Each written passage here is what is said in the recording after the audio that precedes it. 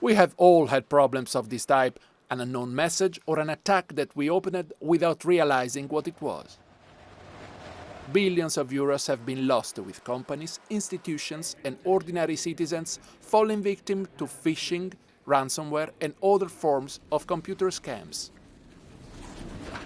In order to protect against this, the European Parliament is now putting the final touches to a law aimed at protecting Internet users.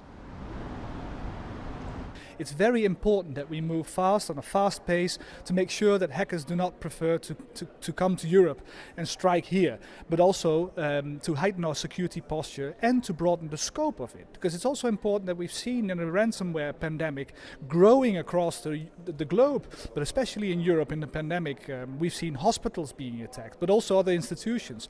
Rarely at a parliamentary level has there been such a consensus in wanting to improve the security of European networks. However, the greater the safety, the greater the control. So, what's the risk to consumers? Non, la cybersécurité No, cybersecurity doesn't constrain the user, and it's not dangerous. On the contrary, the tools and solutions developed by companies are tools that will allow our freedoms to be guaranteed. sont des outils qui vont permettre. And that's why it's urgent to give our regulatory bodies the ability to protect us. De se doter de corpus réglementaires. The problem is a global one, though. But how seriously do other countries like the US take cybersecurity? We invest about 41% less in cybersecurity than the Americans do on average. That is something that we really have to address.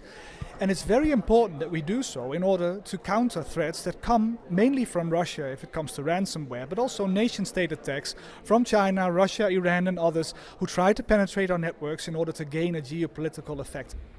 Conflicts today are no longer made only with weapons, but also with keyboards. That's why the European Parliament has decided to intervene in this sense.